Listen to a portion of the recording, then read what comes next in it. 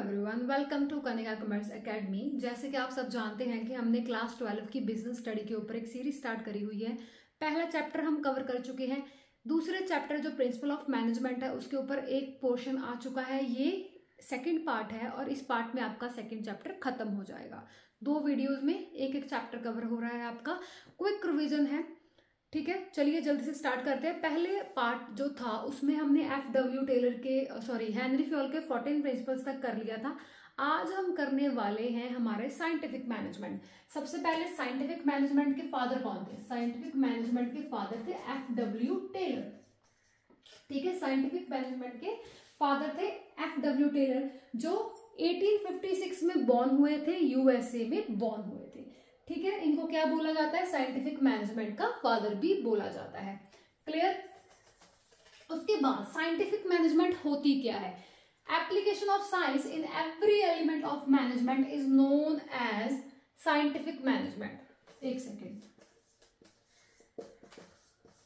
ये मैं लिखना भूल गई थी।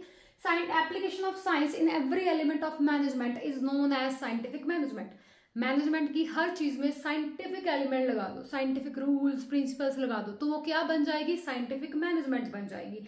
बेसिकली मैनेजमेंट में जैसे आप क्या करते हो? प्लानिंग करते हो, ऑर्गेनाइजिंग करते हो, कंट्रोलिंग करते हो, कोऑर्डिनेटिंग करते हो। अब भी वो प्लानिंग करते टाइम, ऑर्गेनाइजिंग करते टाइम, कंट्रोलिंग करते टाइम साइंटिफिक एलिमेंट लगा दो, तो वो क्या हो जाएगा? साइंटिफिक मैनेजमेंट हो जाएगा।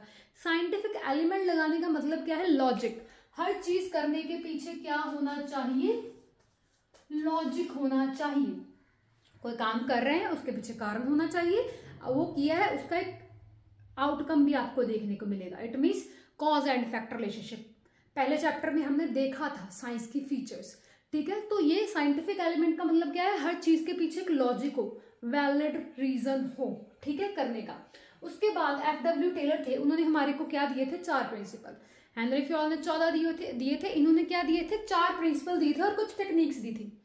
सबसे पहले 4 प्रिंसिपल्स में से पहला कौन सा आ जाता है? Science not rule of thumb. Science है, रूल ऑफ थंब नहीं है। FW टेलर क्या बोलते हैं? जो हमारी मैनेजमेंट है वो क्या है? एक साइंस है, रूल ऑफ थंब नहीं है। रूल ऑफ थंब का क्या मतलब है? ऐसे नहीं, अच्छा ये हमने कोई भी अपना मन आया ये चीज कर दी, कोई भी मन आया ये चीज कर दी, हमने कहा ये मेथड नहीं अच्छा ये लगा लो, ये नहीं करना वो कर दो। हमने अब हमारी जो पास्ट जजमेंट है, प्रीवियस का एक्सपीरियंस है, उसको देखते हुए बिना किसी चीज के लॉजिक के वो चीज लगा दी। अभी साइंटिफिक मैनेजमेंट FW टेलर क्या बोलता है? मैनेजमेंट हमारी साइंस है, हर चीज करने के पीछे क्या होगा? लॉजिक होगा, ठीक है। हर चीज को करने का एक बेस्ट वे, पॉसिबल वे होगा। फॉर एग्जाम्पल FW टेलर बोलते हैं, आपने कोई चीज करनी है, उस चीज को फॉर एग्जाम्पल आप चलिए मान लीजिए आपने प्रोडक्शन ही करनी है। किसी चीज को प्रोड्यूस करने के लिए 3 मेथड है, 3 मेथड है आपके, ठीक है। उन तीनों मेथड में से देखिए सबसे बेस्ट मेथड कौन सा है? सबसे बेस्ट का क्या मतलब है? जिससे लगाने से हमारी कॉस्ट कम आए, प्रॉफिट ज्यादा से ज्यादा आए, ठीक है, और क्वालिटी पे कोई असर ना हो, वो मेथड चूज करिए, ठीक है। और जो मेथड चूज कर रहे हैं उसके पीछे लॉजिक क्या है? हमें हमारी कॉस्ट कम दे रहा है, प्रॉफिट ज्यादा दे रहा है, क्वालिटी मेंटेन कर रहा है, ठीक है। वो तो ये भी कह रहे हैं। एक दूसरी एग्जांपल देख लें। FW टेलर क्या बोलते हैं? फॉर एग्जांपल हमने कोई सामान बक्से में भरना ही है, वो भरने के जैसे भरना है उसका भी एक वे होना चाहिए, उसके लिए भी प्लानिंग करनी चाहिए। क्यों? ताकि हमारा टाइम वेस्ट ना हो। हर चीज के पीछे लॉजिक होना चाहिए, ठीक है। सेकेंड आ जाता है harmony not Discord. Harmony not Discord, ये जो प्रिंसिपल है किस चीज के ऊपर फोकस करता है? हार्मनी। हार्मनी मतलब स्मूथ, अच्छे रिलेशनशिप्स। किसके रिलेशनशिप? मैनेजर एंड वर्कर्स के बीच वाले रिलेशनशिप। अब मान लीजिए बिजनेस को चलाना तो इन्होंने ही है, मैनेजर्स ने चलाना है। मैनेजर्स ने तो चलो प्लान वगैरह करना है, काम तो असल वर्कर्स ने करना है। अगर इन दोनों की ही आपस में नहीं बनी, काम हो गया, काम तमाम ही हो गया, कोई काम होएगा ही नहीं, ठीक है। हम हमारे गोल तक कभी पहुंच ही नहीं पाएंगे। सो इसीलिए जो रिलेशन है वर्कर और मैनेजर का वो बहुत अच्छा होना चाहिए, उनके बीच में हार्मनी होना चाहिए। थर्ड आ जाता है कॉपरेशन नॉट इंडिविजुअलिज्म। ये इसका ही आगे वाला वर्जन है। हार्मनी भी क्या बोलती है? सभी के बीच में अच्छा रिलेशनशिप। कॉपरेशन मतलब सभी को एक साथ लेकर चलो। इंडिविजुअलिज्म का मतलब नहीं है, ऐसा नहीं है एक इंसान बोल रहा है ये करूंगा, ये दूसरा बोल रहा है वो करूंगा, इंडिविजुअलिज्म नहीं। कॉपरेशन, हमें पता होना चाहिए हमारे काम करने का डायरेक्शन क्या है, हमारा गोल क्या है, उस गोल को अचीव करने के लिए हमें किस डायरेक्शन में काम करना है। कॉपरेशन, मिलजुल कर काम करने की जरूरत है। फोर्थ प्रिंसिपल आ जाता है development of workers to their greatest efficiency and prosperity. Fourth principle क्या करता है, हमारे वर्कर्स के ऊपर भी ध्यान देता है, वर्कर्स के डेवलपमेंट के ऊपर ध्यान देता है कि वर्कर्स ही हैं हमारे एसेट मेन इंपॉर्टेंट, वर्कर्स नहीं तो बिजनेस नहीं। तो वर्कर का डेवलपमेंट बहुत जरूरी है। हमें क्या करना है, उनको ग्रेटेस्ट एफिशिएंसी उनकी अचीव करानी है, वो प्रॉस्पेरिटी में रहे, खुशहाली में रहे, अच्छे से काम करें। ये सब कैसे हो सकता है, आप देखिए उन्हें किस चीज़ की ज़रूरत है, उन्हें अच्छा इन्वायरमेंट प्रोवाइड करें, उनकी स्किल्स को पॉलिश करते रहे। स्किल्स को पॉलिश करने का क्या मतलब है, ट्रेनिंग देते रहे।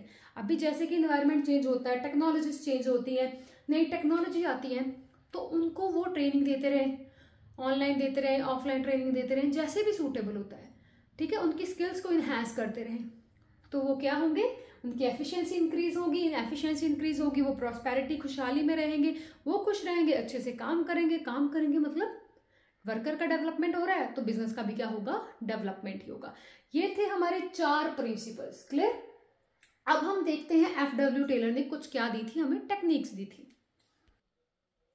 चलिए 4 प्रिंसिपल देखने के बाद अब हम क्या देखेंगे, साइंटिफिक टेक्निक्स देखेंगे। एफडब्ल्यू टेलर ने हमें टोटल 8 टेक्निक दी है, जिसमें से पहली है फंक्शनल फॉर्मेनशिप। पहली थोड़ी सी बड़ी है, बाकी बिल्कुल सारी छोटी छोटी सी हैं, तो इतना लोड लेने की जरूरत नहीं है। सो पहली आ जाती है फंक्शनल फॉर्मेनशिप। एफडब्ल्यू टेलर क्या कहते हैं कि हमें फंक्शनल फॉर्मेनशिप जो टेक्निक लाई है उसके अकॉर्डिंग हमें हमारे बिजनेस को 2 डिपार्टमेंट में डिवाइड कर दो। पहला आ जाता है आपका प्लानिंग डिपार्टमेंट, सेकंड आ जाता है आपका ऑपरेशनल डिपार्टमेंट। हर डिपार्टमेंट में आगे क्या करिए, 4 डिपार्टमेंट रखिए, 4 लेवल्स रखिए, फिर उसके आगे इनमें पर्सन्स को इंक्लूड करते जाइए, planning department and operational department.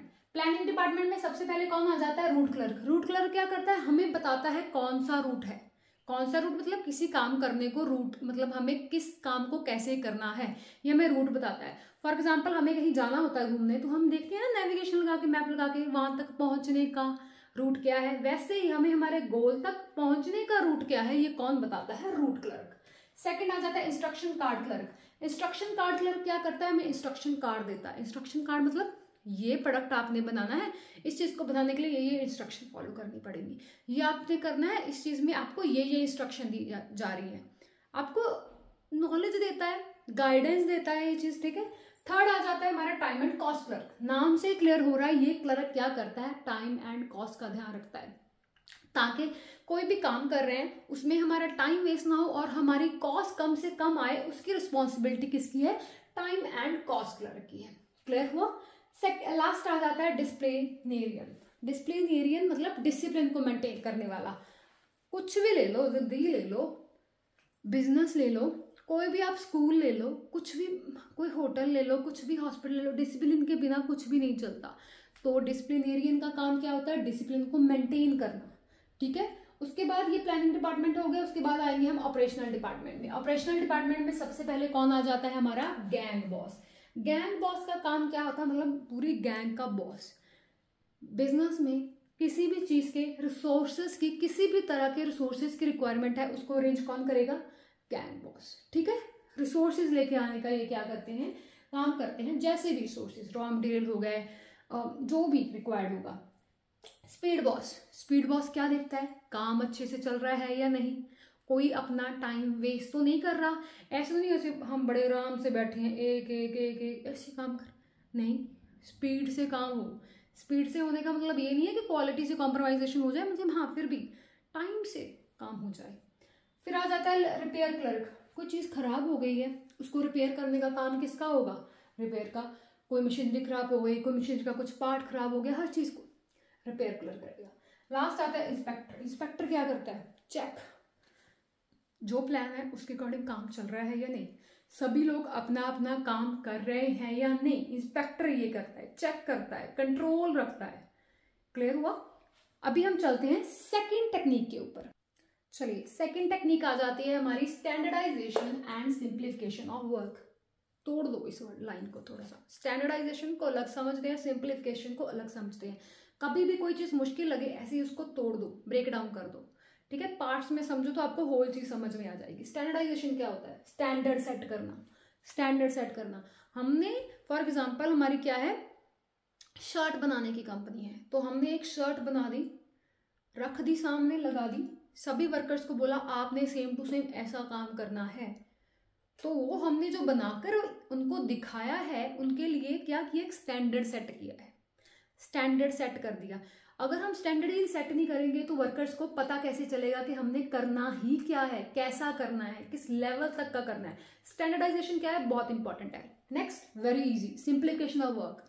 काम को सिंप्लीफाई करो, करने में मजा आए, समझने में मजा आए, ठीक है। सिंप्लीफाई काम होना चाहिए, सिंपल, कोई कॉम्प्लेक्सिटी नहीं। फिर आ जाता है फैटिग स्टडी। फैटिग स्टडी मतलब, फैटिग मतलब क्या होता है, थकावट। हमारे जो वर्कर्स हैं काम करने के टाइम पे थकेंगे ना, तो हम उसको क्या देंगे, रेस्ट इंटरवल्स देंगे। रेस्ट इंटरवल मतलब रेस्ट करने का कुछ टाइम देंगे। अब भी ये टेक्निक किस चीज पे फोकस करिए कि हम उनको कितना रेस्ट करने का टाइम देंगे, कितनी बार देंगे, ठीक है, वो चीज, ठीक है। तो ये चीज क्या करता है, रेस्ट इंटरवल पे ध्यान देता है कि हमें क्या, देखो अगर हम उनको रेस्ट नहीं देंगे, वो थके थके रहेंगे, काम की क्वालिटी पे असर हो सकता है, टाइम वेस्ट हो सकता है। रेस्ट इंटरवल जरूरी है, बट ये टेक्निक फोकस करते हैं कितने रेस्ट इंटरवल जरूरी हैं, कितने टाइम तक का जरूरी है, कब कब जरूरी है, वो चीज आ जाती है। मेथड स्टडी, ये क्या करती है कि फॉर एग्जांपल 1 2 3 किसी काम को करने के लिए 3 मेथड है, ठीक है, ये भी मेथड है, ये भी मेथड है, ये भी मेथड है। अब भी इन तीनों में से देखो सबसे बेस्ट कौन सा है। बेस्ट देखने का मतलब क्या है, मैंने अभी पहले बोला, बेस्ट देखने का मतलब है कॉस्ट कम से कम ला कर दे, टाइम सेव हो जाए, हमारा प्रॉफिट इंक्रीज हो जाए, क्वालिटी पे कोई असर ना हो, ठीक है। तो जो बेस्ट मेथड है उसको चूज करने में ये टेक्निक क्या करती है, हमारी हेल्प करती है। चलिए आगे चलते हैं। 4 टेक्निक कर ली है, 5वीं टेक्निक की तरफ चलते हैं। 5वीं टेक्निक है हमारी टाइम स्टडी। टाइम स्टडी मतलब किस चीज के ऊपर ये फोकस कर रही है, टाइम को। टाइम मतलब किसी भी जॉब को, किसी भी काम को करने के लिए स्टैंडर्ड टाइम क्या है। ऐसा थोड़ी ना हमने एक प्रोडक्ट बनाना है, हम सारा दिन लगे रहें। किसी भी काम को करने के लिए स्टैंडर्ड टाइम क्या है, हम उसका एक टारगेट सेट कर देंगे। हम बता देंगे 1 यूनिट बनाने में आपको 1 घंटा लगेगा, 1 यूनिट बनाने में आपको 20 मिनट लगेंगे। ऐसे हम क्या कर देंगे, टाइम सेट कर देंगे, ठीक है। और ये भी देखेंगे टाइम स्टडी के अकॉर्डिंग कि एक काम को करने के लिए कितने वर्कर्स की रिक्वायर्ड है, सॉरी, ठीक है, कितने वर्कर्स की रिक्वायरमेंट है किसी एक काम को करने के लिए, कितना टाइम लगेगा, टारगेट सेट करेंगे, कितने वर्कर्स लगेंगे वो सेट करेंगे। नेक्स्ट आ जाता है मोशन स्टडी। मोशन स्टडी मतलब, अभी मैं इस चीज को एक एग्जांपल से समझाती हूँ। फॉर एग्जांपल, ठीक है, हमारे जो वर्कर्स हैं वो एक फैक्ट्री में काम कर रहे हैं। फैक्ट्री से ना कुछ 5 मिनट की दूरी पे, 5 मिनट की दूरी पे क्या है, वॉशरूम है, या फिर कह लीजिए पानी का कुछ है, वाटर टैंक है, समथिंग, ठीक है, कुछ भी एग्जांपल ले लें, वाटर टैंक है या वॉशरूम है, कुछ भी। अभी वो यहाँ पर काम कर रहे हैं, वो क्या करेंगे, पानी पीने जाएंगे, 5 मिनट पानी पीने को, 5 मिनट आने को, 1-2 मिनट वो थोड़ा सा आलस खाएंगे, ठीक है। टोटल लगाकर मान लीजिए 13 से 14 मिनट वेस्ट होगा एक के ऊपर, एक वर्कर के ऊपर 13 से 14 मिनट वेस्ट होगा। ऐसे ही अगर आप लगाएं, अगर हमारे 5 वर्कर भी गए तो अप्रोक्सीमेटली 60 to 70 मिनट, 1-1.5 घंटा ऐसे ही निकल जाना है हमारा, ठीक है। 65 to 70 मिनट्स ऐसे बड़े आराम से निकल जाएंगे। अब भी मोशन स्टडी मतलब हम उनके मोशंस पे ध्यान दे रहे हैं, कैसे कैसे वो मूव कर रहे हैं, मूवमेंट पे ध्यान दे रहे हैं। अगर हम क्या करें, ये जो पानी का टैंकर है वो क्या कर दें, 1 मिनट की दूरी पे रख देंगे, ये लो, टाइम बचेगा। साइंटिफिक लॉजिक लगा, साइंटिफिक लॉजिक मतलब हमने ऑब्जर्व किया, ध्यान से देखा, फिर देखा इस चीज ये प्रॉब्लम आ रही है, इसका सोल्यूशन क्या है, टाइम को सेव कैसे किया जा सकता है, लॉजिक है इस चीज के पीछे, ठीक है। उनके मोशन, उनके मूवमेंट, वर्कर्स की मूवमेंट पे ऊपर ध्यान देंगे ताकि सभी चीजें बैलेंस हो। 7th आ जाता है डिफरेंशियल पीसवेज सिस्टम। हम क्या लगाएंगे, पीसवेज सिस्टम लगाएंगे। पीसवेज मतलब अगर आपने 8 पीसेस बनाए, हम सेट कर देंगे टारगेट भी। अगर फॉर एग्जांपल आप दिन में कोई भी 20 पीस या 20 यूनिट बनाते हो तो आपको इतना पैसा मिलेगा, 1 यूनिट का या 1 पीस का आपको क्या मिलेगा, 10 रुपया मिलेगा। हमने सेट कर दिया 1 यूनिट या फिर पर पीस के अकॉर्डिंग आपको 10 रुपीज मिलेंगे, ठीक है। तो आप क्या करोगे, ज्यादा से ज्यादा बनाने की कोशिश करोगे, क्योंकि जितने ज्यादा पीस बनाओगे, जितने ज्यादा यूनिट बनाओगे, प्रोड्यूस करोगे, उतना ही आपका बेनिफिट है, ठीक है, उतना ही आपका बेनिफिट है। जब हमने ये सिस्टम लगा दिया, आप ज्यादा से ज्यादा प्रोड्यूस करोगे। बेनिफिट इवेंचुअली किसका है, इंडिविजुअल का तो हो रहा है, बट हमारा भी तो हो रहा है ना, प्रोडक्शन ज्यादा तेजी से चल रही है। अब प्रोडक्शन ज़्यादा तेजी से चल रही है, दैट डजंट मीन दैट के क्वालिटी कॉम्प्रोमाइज़ हो जाए, बिल्कुल भी नहीं होनी चाहिए। ठीक है, तो ये आ गया हमारा पीस वेज सिस्टम। लगा दो, जितने पीस बनाएंगे उसके बेसिस पे आप उसको क्या कर दो, वेज दे दो, उसके बेसिस पर उनका पैसा दे दो। लास्ट आ जाता है मेंटल रेवोल्यूशन। मेंटल एटीट्यूड पे, मेंटल कंडीशन पे काम करो, ताकि ऐसा ना हो मैनेजर और जो हमारे वर्कर्स हैं दोनों के बीच बने ही ना, दोनों एक दूसरे को नफरत की निगाहों से देखे। ठीक है, उनके बीच में अच्छा कॉपरेशन वाला अच्छा स्मूथ रिलेशनशिप हो। ठीक है, मेंटल एटीट्यूड चेंज करना है हमने वर्कर एंड मैनेजर्स का टुवर्ड ईच अदर, एक दूसरे की तरफ उनका जो मेंटल एटीट्यूड है वो हमें चेंज करना है। इससे क्या होगा, पॉजिटिव थिंकिंग इंक्रीज होगी, कॉपरेशन इंक्रीज होगा, बेस्ट रहेगा। ठीक है, अभी यहाँ पर आपका क्या हो जाता है, ये वाला चैप्टर कंप्लीट हो जाता है। सेकेंड चैप्टर कंप्लीट हो चुका है। अभी वीडियो अच्छी लगी हो लाइक करेगा, शेयर करेगा, अपने फ्रेंड्स के साथ सब्सक्राइब करेगा। Thank you so much.